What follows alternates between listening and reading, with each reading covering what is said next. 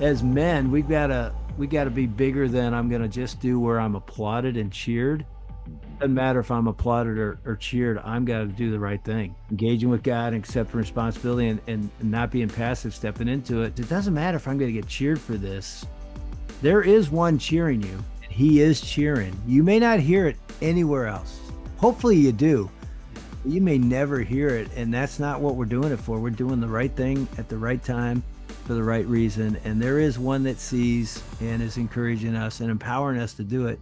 And he's saying, way to go, young man. Way to go. I wanted to start with there's this story, and I think I have the facts right. Your Oh, boys were in high school, and a dad went to a gas station and discovered, um, just to his disgust, they were selling pornography at this gas station. And this dad decided to take action. So I don't think you weren't the first dad, but you were recruited in. Do I have this right, the setup? yeah, you're right. It's my buddy John. Yeah. Yeah, would you tell? I think courage is contagious. When you rein people in and say, "Let's go do something. Let's make a difference." Would you kind of share that story with us? I love the that courage is contagious. I'm literally preaching next Tuesday to maybe 600 men down in Orlando, and they wanted me to talk about courage. I'm stealing that. I am Use it. stealing that. Well, I got it from you, so it's leapfrog backwards. Yeah. I mean, one of my stories I'm going to use is David Mhm. slaying Goliath in, First Samuel. And yeah, after he slayed him, all the rest of the warriors ran into the fight. You're right. His courage was contagious for a whole army. Anyway, you don't want me here preaching. You want me here telling the story. John, my buddy, John and I and seven other guys have been in a men's group 30 years. 30 years we've been together. We raised our kids. Now we're grandfathers and we're raising our grandkids together. But that all started when John came to a men's retreat we did at our church, a church I helped found 35 years ago. And I think it was our first ever men's retreat. So we had a couple hundred men, didn't know what we were doing. Like, yeah, let's get away for the weekend. And, I talked about the four pillars of manhood that we've sort of discussed at our church. And one of them was from Robert Lewis's book, Raising a Modern Day Knight, a real man rejects passivity. That's it. So it's this whole idea that when God leads you to do something, maybe even courageous, you're not passive. You act. Boys are passive, men act. And so I've been preaching on that at this retreat. And next thing I know, John calls me. He says, "Hey man, I went into the gas station a mile from the high school, and our kids were young at that time. They've all been through that high school now. I've married his kids now, Yeah. but this was when they were like toddlers, maybe 10 years old or so." He said, "I went in there, they're selling porn." And again, this is back in the day when it was Playboy's Penthouse, on a counter. I don't even know if that stuff around anymore, but it was behind, you could see it. Mhm. And so I guess John went in there and some guy who was not the owner said, "I'm not the owner and I'm not going to remove this stuff." He was sort of perturbed that John said something. And John wasn't a jerk. He wasn't yelling at the guy. He just said, "Hey, listen, I'm a dad. I've got kids in this neighborhood, basically. The high school's a mile away. I'm just asking you, could you remove that?" And he's like, "Yeah," sort of blew him off, like, "Get out of here, old man." So John said something like, "I'll be back." So he calls Yes. me. He goes, "You going back with me?" I go, "What do you mean go back?" He goes, "I want to go back there with a group of guys. And I think if there's three or four or five or 10 of us, they'll listen to us." I'm like, "Okay, I'm in." And, Mhm. Jeff, I actually is like, "Okay, I'm the guy that preached this weekend. I said reject passivity. I can't be passive." Gotta say yes. So I'm like, "Let's go." And it was only like five of us. And we walked in there, and I'm telling you what, we weren't jerks, we weren't loud, we weren't even, we didn't even show anger. It was concern, it was a bit of intensity, and we just walked in there, and that same guy was behind the counter, and so he remembered John. He's like, "Oh no, He's we've got back. like five of them." And again, we just said we're all dads. Hmm. We love our kids. We love everybody's kids. We're concerned. We want to protect. That's what we think we're called to do, is protect our community. The high school's a mile away. We're just asking. Somehow, in the course of an hour, this guy got the owner. Hmm. And I think the owner wasn't there. I think he actually drove in and we just said the same thing to him, and he goes, you know what? I respect you guys. I agree with you guys. I'm going to remove it. And it was gone. And man, it was one of my first experiences to watch when men come together as fathers and husbands and say, we can make a difference. We can protect our community. We can protect our kids. Um, God moved. It was a pretty cool moment. I can't believe you brought that up. I mean, that was, gee whiz, 40 some years ago, I 35 years ago. sometimes I dig back through old Father's Day messages or this or that to find it. I can't actually recall where I heard you share that story, but it to me stood out because of the same thing. I have not been invited by another dad to let's go do this thing. Let's go bring our presence, our let's be protectors. And let's in a community like it's not common in the church that I'm a part of in the circle of friends of like let's go do this thing on behalf of our kids. So I love that approach. I know that you are a cheerleader. Like you cheer for your family, you cheer for dads, you cheer, and that just resonates with us at Dad Awesome. We're cheering for dads. Yeah. And you've got 7 grandkids and your 3 sons now. I'm sure you're cheering for them as they raise these little ones. What are you cheering at? Like, what are some of the things you're like, oh, I love that this is happening. I love that my son is doing this or that. Are there any just highlight things that you would point out that you're cheering for, and you believe that those are maybe transferable to the dads listening? Yeah, I mean, the first thing that comes to my mind is that whole idea of not being passive. Hmm. And when my boys were little, I was developing and understanding like what does a dad look like? What's a godly dad do? I didn't grow up in a godly home. I had two alcoholic parents, and they got divorced when I was a little boy. So when I got married, I just become a Christian my junior year in college, got married 2 years later. So I was pretty new. I was pretty new in the faith, and I didn't have any idea. Honestly, I had no idea what does a godly husband and dad look like. So I remember I was searching for mentors, and one of them became Dennis Rainey, who is the founder and president of Family Life, who I now work for and do a radio podcast for them. Dennis became sort of a mentor. We started speaking for the Family Life Weekend to Remember Marriage Getaway. I was at that time a dad of I think a 6 year old and a 4 year old and a 1 year old. So I was just trying to figure it out. But, Dennis became, and other guys too, but really became a role model. Like, this is what a godly man looks like. This is what a godly husband and dad looks like. And so, even what I just shared, that idea of not being passive, but active, Hmm. that's something I remember training my boys in when they were 10 and 12 and 14 and 15, all the way until they left the home when they headed to college at 17, 18 years old. So again, it was just concepts, and then we had to live it out. So I think now as a grandfather with 3 sons, my oldest just turned, we had a birthday party for him last night here in Michigan. He turned 39. I can't believe I'm a father of a 39-year-old. He and his wife were over, grandkids were over. I think one of the big things I've tried to pass on is don't be passive. Be a man who sees a need and acts. See a man who sees his wife needing him to be sensitive in that moment, be sensitive and gentle. Or maybe she needs him to be firm in that moment, be firm. I mean, I think passivity in us men is rampant. And by the way, I think that's contagious. It When is. you're around other passive men, nobody's doing anything. You're just like, yeah, you just get lazy. But when you're around men that are acting, that aren't lazy in their marriage, they see their wife needing them, they step up. That's a great word, step up. And, Hmm. whatever the need is, whether it's in the community or in your church or in your family. So watching my boys, and again, they're not perfect, just like their dad, me, who is not perfect. But man, watching them reject passivity and be the husband their wife needs and longs for, be the dad their kids are looking for. I mean, we sat there the other night with CJ, our oldest, and we go around the table. This is something my wife Ann has instituted as a birthday Hmm. practice every year. Whoever's sitting at the table, and usually it's a whole table full, we pause and say, okay, let's look at CJ and tell him something great that we see in him. Let's, speak words of life to him. I remember when she first started doing that, our boys were little. I just sort of rolled my eyes like, really? We're gonna sit around. And I tell you what, it's magic. You just watch their chest come out. Cause when anybody affirms you, it feels great. And so it ends up being a spiritual like milestone in their lives to just pause for a minute. It doesn't take very long, probably took 10 minutes and just one by one, think of something that you really want to say, you're great at this. I appreciate this about you. And his wife did it as well.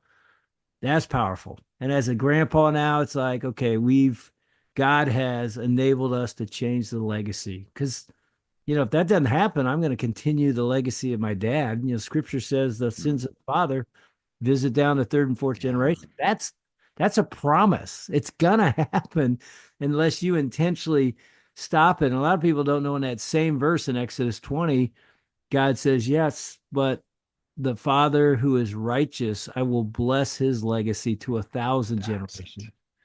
So, I mean, Yes. there's this promise on both sides. You better be very careful how you live because it's going into your legacy, good or bad. So, to watch that is pretty powerful.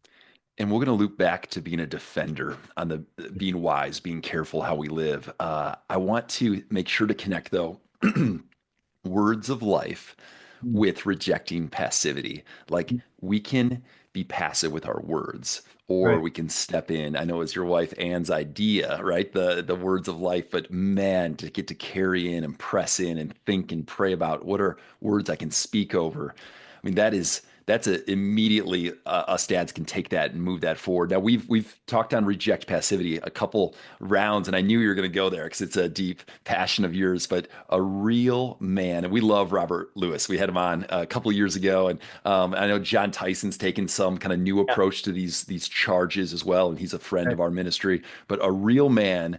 The R stands for, and I know these are the four pillars of manhood that you've kind of packaged with their insight, but reject passivity, engage with God, accept responsibility, lead courageously. Did I get them right? All four? You got him. Would you take just a moment to unpack the other three? So jumping into the E of real, engaging with God, just a little bit for us dads. Yeah, I'll do it quick. Yeah, I mean that's the one, the E I changed from Robert Lewis. And I know Robert. Robert was on our speaker team with Family Life. Dennis Rainey went to Robert's church in Little Rock. So I remember sitting on the back of a bus with Robert at a conference. And this way back, I said, "Hey, I'm looking at your stuff, and you didn't really call them pillars. You called them more like characteristics. I'm thinking of this, and everybody wants to be a real man. So could I put them in a different order? R.E.A.L. And I'd really like to change the E." And he's like, "Dude, this isn't my stuff. Yeah, This is for men to help them. You do whatever you want with it." So it's what a cool. blessing. Um, so yeah, the E for me, and I've said this many times, I think the E should come first because it's the pillar that the other three build off of. I once had a guy, I said this at a conference, and he comes up and he goes, "Hey, if you want the E to go first, you could say, instead of calling it be a real man, you could say be an Earl man." And I'm like, yeah, that's not going to work. So it's still the E because of REAL, but the E is engaged with God because I think it's still true today. And it was when I was writing this 20, 30 years ago. Men think real men are tough and strong. They don't really need God. If you need God, you're sort of you're an inept. Like, come on, dude. You go to church, you're a religious guy. There's this culture, it's like men are tough and they don't need God. And the truth is, we know this. We're weak. We're absolutely, Yeah, we're wretched sinners. And without God, we're nothing.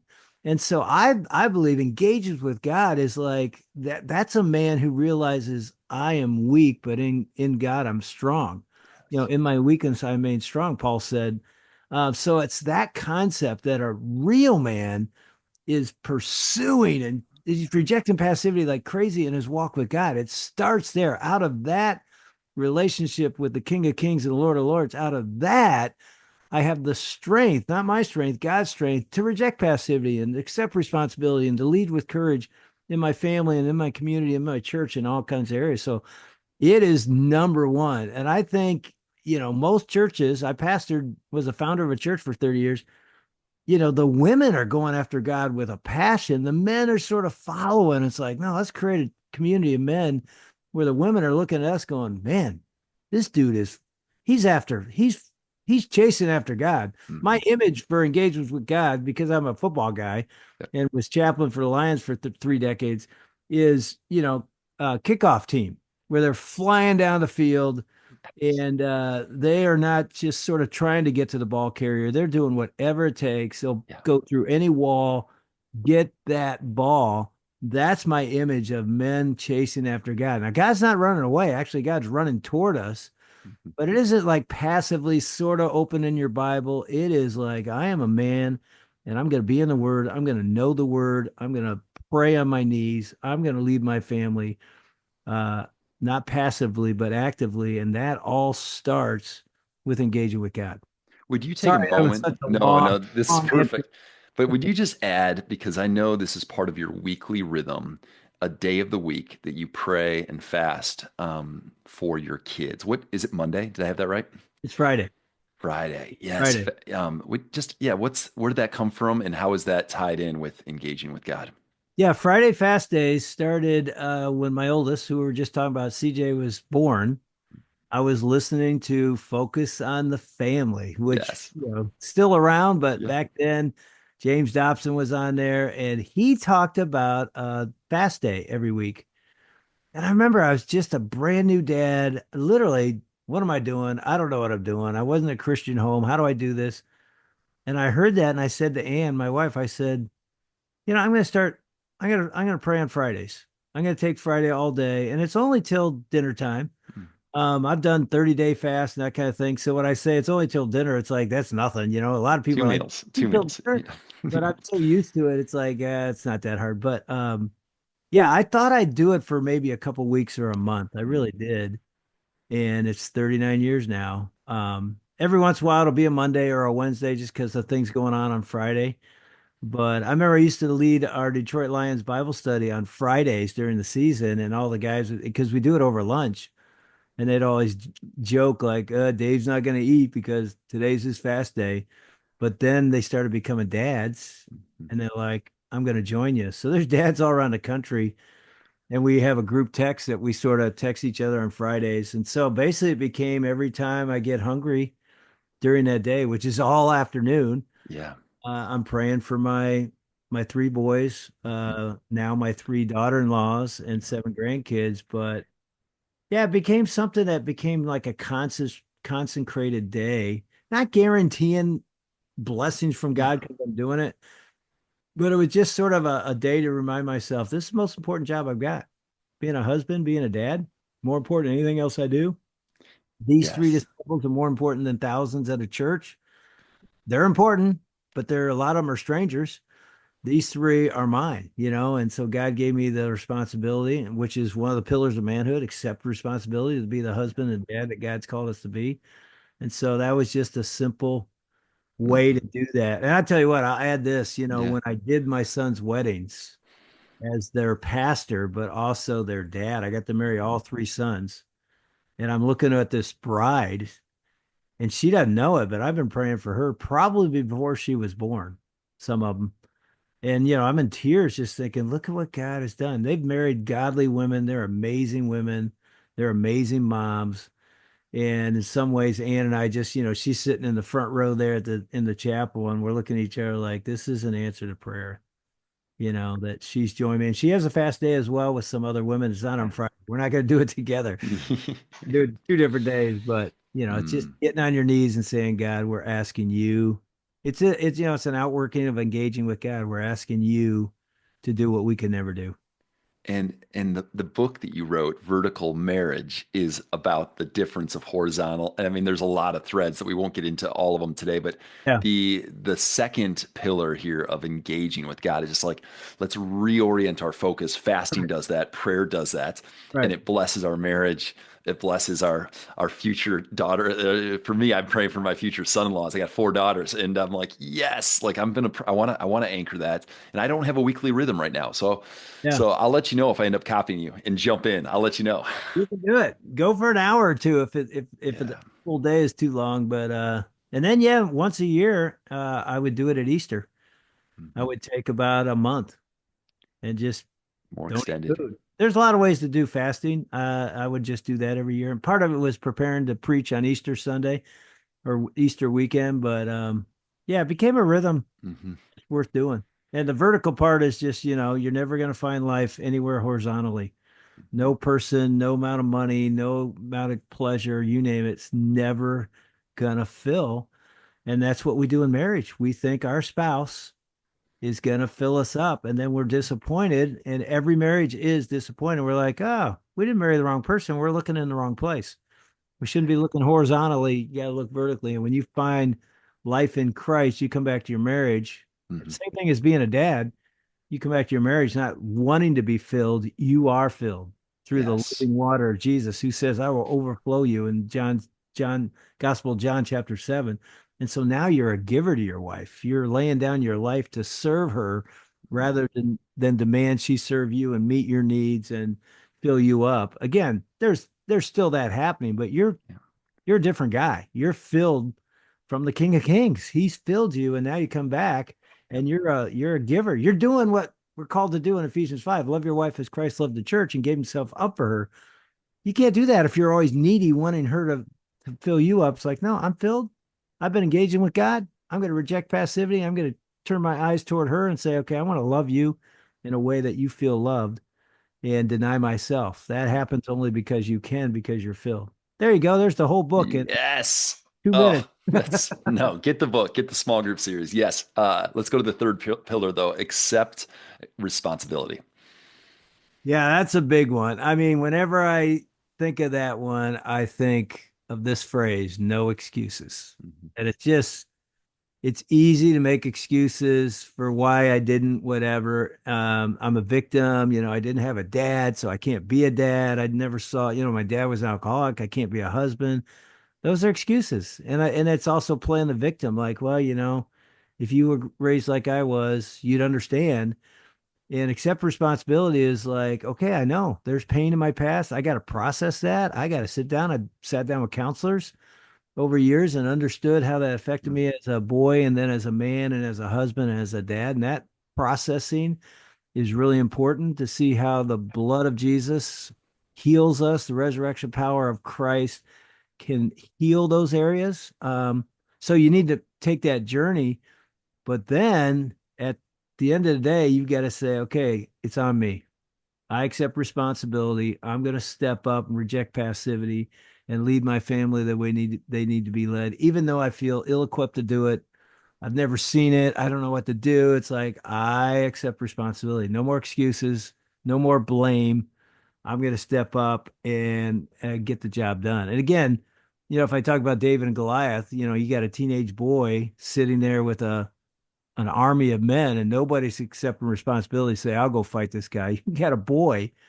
It doesn't matter how old you are to be a man. It's character. It's traits of pillars of manhood. And he says, I'll go fight him.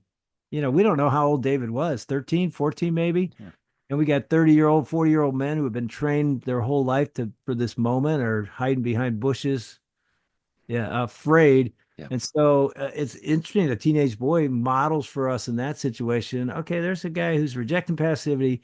I think because of his walk with God in the wilderness as a shepherd boy, where he's communing with God every day and watching God deliver him from the lion and the bear. He says that to Saul, the king, and then he says, "Here I am, send me."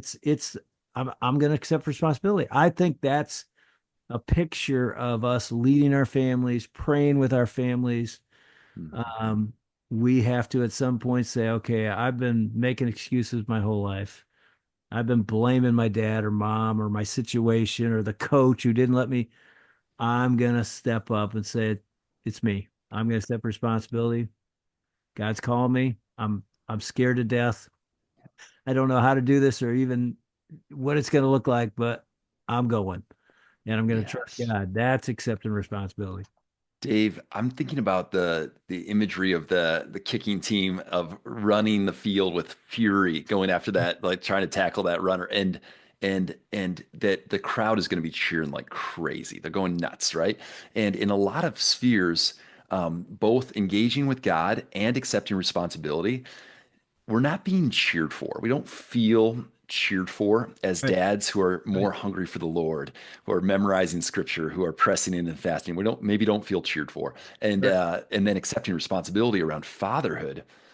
I think if we go press in at the gym, we go press in athletics, whatever the rec league you're a part of. If you go press in the workplace, we get cheered for in all those other spheres. But as dads, like act and as husbands, actually accepting responsibility, it's kind of can be quiet, like the crowd's not cheering, and I think that's the lie. It's the deceit that actually heaven is cheering for us in those two realms of accepting responsibility and engaging with God.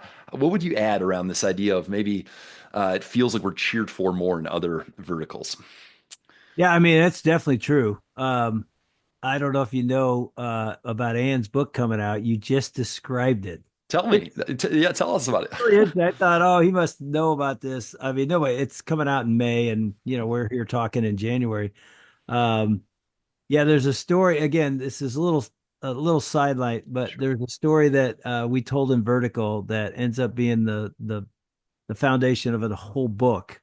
Um, and I don't know if you heard this or read It's this. her cheering for you, right? Yeah, Yes, I have. basically That's what that. Yeah.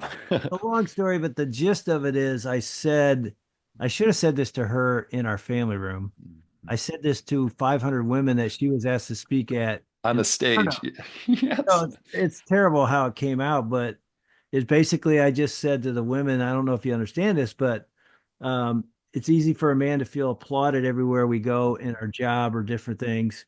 And I feel like when I walk in the door, all I hear is boo. We call it our boo story. Um, so it ended up being this moment where Anne just was flabbergasted. She's like, "What in the world was that?" When we got in the car, because Mhm. she's on stage, she can't really respond, but she was so hurt. First of all, I've never said that to her. I say it to 1,000 women or whatever at this mothers of preschoolers conference, and she basically looked at me and said, "I'm not booing you. I'm helping you." And so she was saying there are areas of your life that nobody out there sees. They see Dave the pastor and this, Mhm. and the long short of the story is she realized over months that booing doesn't light a man up. It actually demotivates us. And we go where we're cheered. And so sometimes we men are working too many hours, and at the root of it is, well, they think I'm good there. I come home, I get booed. So her book coming out in May is called How to Speak Life to Your Husband When All You Want to Do Is Yell at Him. Yeah. So that's sort of the concept. It's like a lot of women hear that story and they go, "Oh no, that's me. All I want to do is yell at this guy. He's failing here, he's failing there." Hmm. And it's sort of to say, women, you have a power given to you from God, which is amazing, and you can use it to build up or tear down people. So we'll see what happens. I write in the end of each chapter sort of a husband's perspective on what Ann just wrote. Hmm. But I think that whole concept is what you're getting at. That is what happens with us men. We do go where we're applauded. And often we're applauded outside the home more than we are in the home. Our kids aren't going to go, "Hey, way to go, dad. Thanks for disciplining me," or "Thanks for stepping." They're not gonna. And until they're men, or women, they might say something, "Thanks, Dad. I didn't appreciate it at the time, but I appreciate you Yeah. defended me. You stepped up for me. You said hard things to me that I need to hear to grow." You're not going to hear that when they're 10, but you might hear that when they're 20 or 30. And I'm at that stage now, with 30-year-olds, and I've heard the things I did wrong, and I've heard some things. Thanks for doing the right thing. So I think as men, we gotta be bigger than I'm gonna just do where I'm applauded and cheered. Mhm. Doesn't matter if I'm applauded or cheered. I'm gotta do the right thing, and the right thing Yes. is engaging with God and accepting responsibility, and not being passive, stepping into it. Yeah. So accepting responsibility means it doesn't matter if I'm going to get cheered for this. There is one cheering you. A lot of pro athletes will say, or any athletes say, "I'm playing for an audience of one." Mhm. He is cheering. You may not hear it anywhere else. Hopefully you do. Yeah. You may never hear it. And that's not what we're doing it for. We're doing the right thing at the right time for the right reason. And there is one that sees and is encouraging us and empowering us to do it. And he's saying, "Way to go, young man. Way to go." Wow. The way we frame that is live as a loved son of God. Before you try to be a loving father or That's leader good. in your home, right? So the identity piece first, but then there's a humble way. And maybe, I mean, your wife Anne, her book, just not too many months from when we released this, like as a tool to humbly say, man, I just feel, maybe it is you feel a little bit booed or critiqued on the home front, and a way to humbly say, like, how do we reframe so it's cheering for because and it's celebrating growth because we all want to grow. Right, We don't want right. to stay the same. So let's jump forward into the last pillar of lead courageously. Could you unpack that a little bit? Yeah, and that's just simply courageous means you may be scared to death. Mhm. Because we often think people that are courageous, they're not afraid. They have a courage I don't have. I think a lot of courageous men and women are scared. It isn't like they're not afraid. They're afraid. When you step into an area that you don't know what the outcome's going to be, you just feel like, man, this is the right thing. Somebody's got to say something to do something. That's leadership. And you're just like, okay, God, here we go. I'm gonna not sit in the boat. You're on the water. You're calling me to walk on the water. I think I'm gonna drown, but I know you're asking me to step out of the boat and go. Peter walking on the water. That's a man of courage. It's like when you step out and you lead with courage, even though you're afraid. I feel like often God turns liquid to solid. You're gonna walk on water. You're gonna experience something the other 11 disciples didn't experience. They watched Peter, and they're sort of passive. And one of them was like, God, Jesus out there, he's calling me. I'm going. Nobody else did. They're all like, we're holding on right here. Do you realize we're in a storm that, you can't walk? And so one guy's a water walker and 11 are, boat potatoes, whatever you want to call them, they don't move. Um, so I think it's, when you sense the leading of God in an area, it could be as simple as this: pray with your wife, Mhm. pray with your teenage daughter, step into a situation, and the boy that's dating your daughter, sit down with him and defend your daughter and say, let me give you some parameter here, young man. Here's how it works in the Wilson house. If you're going to step in and date my daughter, whatever it looks like, That's it. have that conversation, say those things, write the check, if you want to give to a ministry, whatever it is. It's like there's a lot of fearful moments every day in a man's life. And the moments that you're supposed to step and lead in, lead. You want to hear a great story? Yes. Dan Orlovsky. I don't know if you know that name, but Dan's an ESPN Mhm. broadcaster. He's on a show during the NFL football season called NFL Live. It's live every day at 4 o'clock, Monday through Friday. And all they do is talk about the previous week's games. And he's a former 15-year NFL quarterback. So he's very intelligent on how it all works. He's really good at what he does. Dan was a backup quarterback here in Detroit when I was the Lions chaplain, got to lead him to Christ, his wife Tiffany to Christ. They didn't have any kids then. Now they have four kids, triplet, triplets Oh, and a girl, triplet boys. So, nice. they're now like 8, 9, 10 years old. Anyway, great friend of mine. I've been a mentor for him for years. We're working on a book together right now about manhood. But anyway, he's on NFL Live the day after. This is a Tuesday after Damar Hamlin, defensive back for the Buffalo Bills, the night before Monday Night Football. You might remember this cardiac arrest. He dies Mhm. on the field. I know their chaplain, Buffalo Bills. Len was laying his hands on him on the field in Cincinnati, praying for him. And everybody knows anything about football knows, he ends up in the hospital in Cincinnati. They revive him. He's playing. I think he had Yeah. 3 interceptions last week. I mean, he's back. I did chapel for the Buffalo Bills when they came in 3 or 4 weeks ago to play the Detroit Lions, and DeMar's in the front row. And I actually told this story, and DeMar's there. I've never told this story with DeMar in the room. Anyone Mhm. in the room, he's a foot from me. And the story was, I'm at home on Tuesday after that Monday night. I heard about it. Everybody that is a football fan knew, man, a guy died on the field last night. He's fighting for his life in a hospital Mhm. right now in Cincinnati. And nobody knows the end of the story because I just told you the end of the story. But I start getting texts from guys that used to be Detroit Lions. We're in a group text. Do you see what Dan just did on TV? I'm like, what?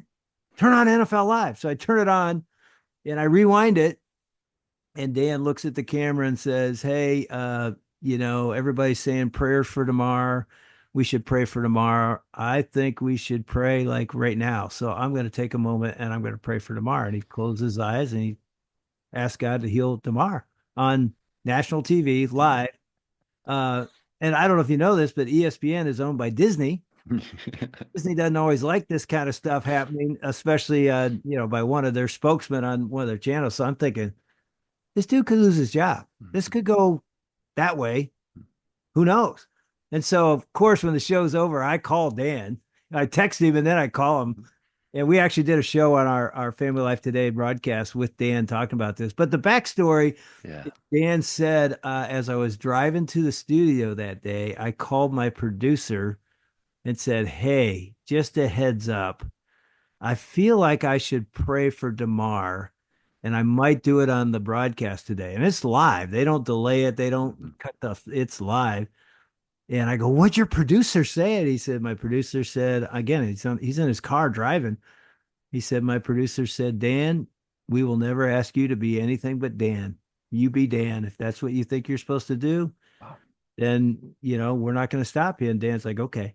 But then Dan told me, he said, "So then I told Marcus and Laura, who hosts the show with him, he said, I told them." And they're like, "Oh, okay."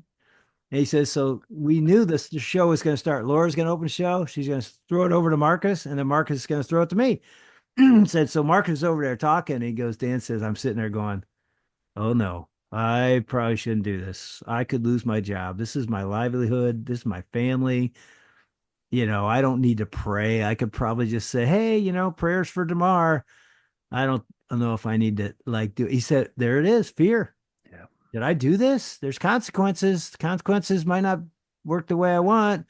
And he goes, Marcus is talking, and I'm having these thoughts go through my head. And he tells me, he goes, "Dude, next thing that comes in my head is Dave Wilson is in my head going, a real man rejects passivity. A real man rejects passivity." He's Yes. like, "I knew that I had to be a man." He says, "They threw it over to me and I looked at the camera and I did it." I don't know if you realize this. That video of him praying has been viewed like 60 million times. It became this moment for the Christian community Mhm. around the country as like, look at Dan Orlowski. Mhm. Yeah, I think it was almost like convicting for us as men. It's like he's putting his job on the line. We all know this. He could be fired for this. Look at him taking a stand. I think 60 million people are passing that around the internet because it was inspiring to say, okay, next time I feel like I'm supposed to do something and I'm afraid to do it, Yes. lead with courage, and trust God for the results. We And I think that's admire. part of the reason we're writing a book together is like Yep. people want to know what's behind that guy's, character. What is it Mm. drives a guy like Dan to do that kind of thing? So that's a model for all of us when we're afraid, when we're filled with fear. Ask God for strength and power, do the right thing, step out. And like you said at the beginning of this podcast, courage is contagious. It is. Others are going to be inspired by that. Other men, other dads are going to say, man, I'm going to do that. I'm going to lead like that. Let's go. Let's go. One final just challenge to all of us is to look in the mirror and have some awareness around how's it going as a dad? How's it going in my marriage? And I know about 10 years into your marriage, this is about 30 years in the rear view now. The moment of you thinking things were good and then realizing from Anne's perspective, your wife, oh, things are not good. Could you just, I know it'll be the short version, but quickly encourage us to ask the hard question. Be courageous with getting some real feedback on how am I doing as a dad or a husband. Could you kind of share a little bit of that? Yeah. I mean, the short story is, and I'll make it real short. 10 years married, uh, 5 years as the Detroit Lions chaplain at this time, starting a church. So very busy. Yeah. And we go out on a date. And again, I think our marriage, honestly, if you'd asked me at 4 p.m. that day, on a scale 1 to 10, what's your marriage? I would have said, we're 10, man. We're great. Yeah. Go on this date, thinking all that. And when we're driving home, we had a conversation outside the school where we were going to start the church. So it was a pretty cool moment to pray. Anyway, as I sort of turned to kiss Ann in the front seat of, don't ask me why, in a Honda Accord, no actions happening there, but I had high dreams. Um, anyway, she wouldn't kiss me. And again, I was sort of caught off guard because it was a great date night. I think we're great. And basically she says, I've lost my feelings for you. And it begins this conversation like, we're not a 10. She's like, no, we're not even a one. And I had no idea. And it's so interesting when we tell this story, which we've told now for 2 decades, all around the country, people say, my husband thinks we're 10. It's always that way. It isn't the woman thinks we're 10, the guy. It's usually the guy's uninformed. And so that was a moment of, okay, why do you feel this way? Yeah. And it was basically me chasing my dream, gone all the time. And again, I now know as I've sat down and processed some of that, a lot of that was me feeling I got to prove myself as a man by accomplishment. And that's what I always did as an athlete. And, if I can throw 4 touchdowns, I'm the man. And so I was doing all that and I wasn't being the husband. And we had little boys at the time. Two of our three are already born. And so in some ways I had to make a commitment, which that night was the revelation from God to say, that's what vertical means. You're not going to save this marriage by going to a marriage conference and doing good things. And we teach it those things. So we know those are good moments. But it comes back to engage with God as a Yes. man. If you're not engaging with God, a personal, real walk with God. And I'm not talking about just showing up at church. I mean, every day, just like a workout, you're saying, I got to connect with God. I got to hear from God. I got to be in his word. Mhm. And a lot of us men say words about that. We don't actually do it. And just like a body, if you're not in the gym, if you're not eating right, you'll be able to see signs. The same thing's true spiritually. There'll be signs. You won't be able to reject passivity and lead with courage. You'll be given into sin in private areas and secret areas, and you won't be the strong man your wife needs and your kids need unless you do that. So vertical means, man, I'm going vertical every day. I'm getting on my knees. And again, I'm not perfect at that. I fail. I get lazy, but man, when you're finding strength in the Lord, then you turn and you are able to love your wife and lead in a way you can't do in your own strength. And that builds a marriage. So we're always telling people, man, you want to build your marriage. It isn't turn to each other and find strength there. No, it's turn vertically, both of you. And again, you can't control her. You can only control you, but you find strength here and you turn to her and lead and love out of that strength. Let me tell you, I don't know a Christian woman in the world that doesn't respond to that. That lights them up. My It man is does. walking with God. My man is loving me out of a strength he's getting vertically from his relationship with Jesus. Every wife I've ever heard, that's what they're praying for and longing for. They're going to be drawn to that. That's what a real man does. And so that's how it works.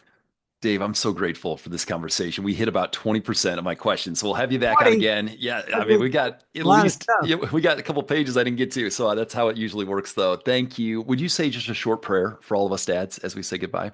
Yeah, and Jeff, let me say you're really good at this. I do Oh, this for a living, interview people, and you're good, man. You were thank prepared.